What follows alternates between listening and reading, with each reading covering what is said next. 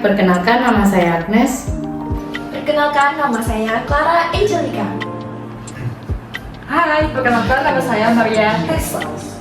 Hai, nama saya Prasidia Resma Pratiwi. Halo, nama aku Raisa Devin Adam. Indosat singkatan dari Indonesia Satellite Corporation. Dalam bahasa Indonesia artinya Perusahaan Satelit Indonesia yang didirikan pada 10 November 1967. Sebagai salah satu perusahaan penanaman modal asing pertama di Indonesia yang menyediakan layanan telekomunikasi internasional. PT Indosat adalah perusahaan penyedia jasa telekomunikasi di Indonesia. Perusahaan ini menawarkan layanan komunikasi untuk pengguna telepon genggam dengan pilihan prabayar maupun non-prabayar dengan merek M3 dan Tri. Ditambah jasa-jasa lainnya seperti saluran internet merek Hi-Fi, saluran komunikasi via suara untuk telepon genggam. Baiklah, di sini pertama-tama kita akan menjelaskan tentang ekonomi global. Perekonomian global 2024 diperkirakan masih dalam posisi yang lemah, di mana meskipun inflasi mengalami moderasi atau penurunan, namun belum serta-merta menurunkan suku bunga yang melonjak cukup tinggi dalam 18 bulan terakhir, kata Menteri Keuangan dalam konferensi pers APBN pada Februari 2024 secara daring. Selanjutnya, Menteri Keuangan juga menjelaskan proyeksi pertumbuhan ekonomi global tahun 2024 oleh International Monetary Fund atau IMF hanya sebesar 3,1%, sedangkan World Bank memprediksi perekonomian global hanya tumbuh 2,4%, lebih rendah dari kinerja perekonomian global 2023. Baiklah, di sini saya akan menjelaskan tentang analisis ekonomi dan pasar modal. Dalam analisis ekonomi dan pasar modal ini terdapat 4. Yang pertama itu ada PDB, yang kedua inflasi, yang ketiga tingkat bunga, yang keempat kurs bunga. Di sini saya akan menjelaskan tentang PDB dan inflasi dari tahun 2019 hingga 2023. Dari tabel di atas menunjukkan bahwa angka PDB dari tahun 2019 hingga tahun 2023 tidak stabil. Oleh karena itu, suatu negara harus dapat beradaptasi dengan masyarakat. PDB mempunyai pengaruh terhadap daya beli masyarakat dan akan berpengaruh terhadap jumlah angka permintaan konsumen yang nantinya menjadi tolak ukur bagi perusahaan. PDB di tahun 2019 hingga 2023 mengalami banyak perubahan, yang salah satunya itu yang sangat tidak stabil itu di tahun 2020. Pencapaiannya itu hingga minus 2,07. Selanjutnya, tingkat bunga yang terjadi di Indonesia dalam 5 tahun ini tidak stabil. Pada tahun 2021 merupakan angka tingkat bunga yang paling rendah dalam 5 tahun terakhir. Oleh karena itu, investor-investor akan mengalami penurunan dalam keinginan untuk membeli saham perusahaan. Negara Indonesia dari tahun 2019 sampai 2023 memiliki kurs yang cukup baik karena hampir setiap tahun kurs rupiah mengalami kenaikan. Di tahun 2022, angka kurs rupiah Indonesia merupakan angka tertinggi dalam 5 tahun terakhir. Oleh karena itu, akan mengakibatkan tahun PDB persen dan inflasi persen tingkat bunga kurs rupiah, biaya impor dan bahan baku menjadi menurun, serta memudahkan perusahaan untuk mencukupi kebutuhan produksi. Yang pertama itu kita akan membahas tentang bagaimana cara perhitungan ROA. Dengan cara rumusnya itu laba bersih dibagi total aset dikali 100. Total aset di laporan keuangan itu kita bisa ketahui dengan jumlah aset, dan laba bersihnya itu kita bisa mengetahui dengan jumlah laba yang berjalan.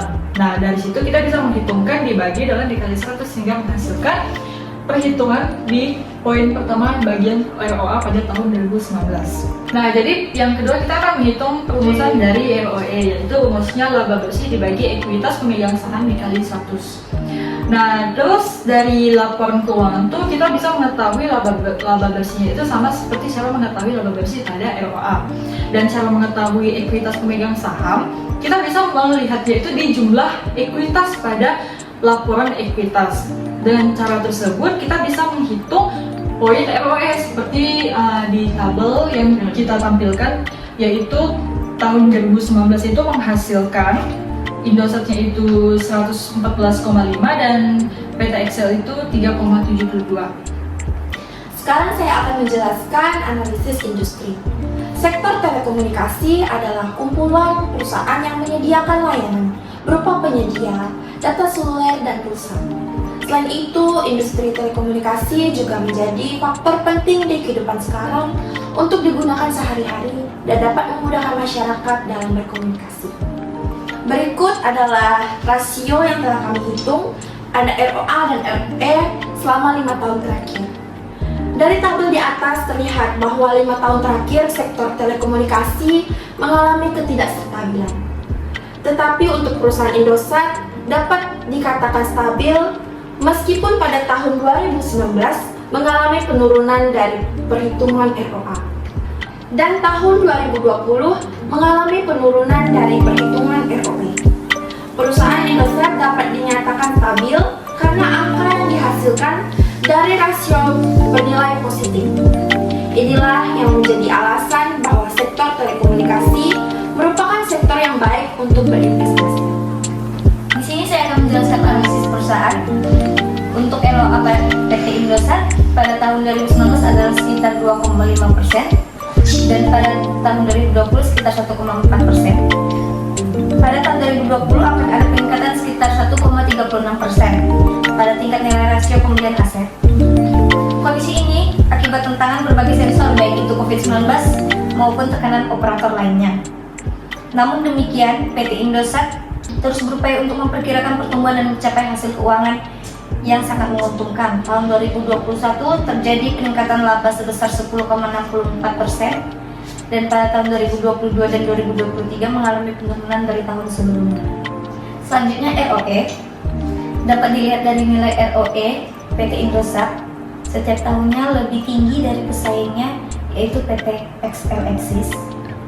Nilai ROE PT Indosat juga menunjukkan performa yang baik dalam kinerja keuangannya. Hal ini dapat dilihat dari nilai ROE-nya. Baiklah, selanjutnya itu analisis teknikal. Dari data diagram di atas diambil dengan periode 5 tahun dari 2019 hingga 2023. Dari diagram di atas ditunjukkan bahwa setiap tahun banyak mengalami kenaikan, seperti dari tahun 2019 ke 2020 naik sebesar Rp2.650.000, yang tadinya tahun 2019 bernilai Rp2.960 dan tahun 2020 bernilai Rp5.650.000. Sedangkan dari tahun 2020 ke 2021 mengalami sedikit penurunan senilai Rp125. Kemudian dari tahun 2021 ke 2022 mengalami kenaikan sebesar Rp475.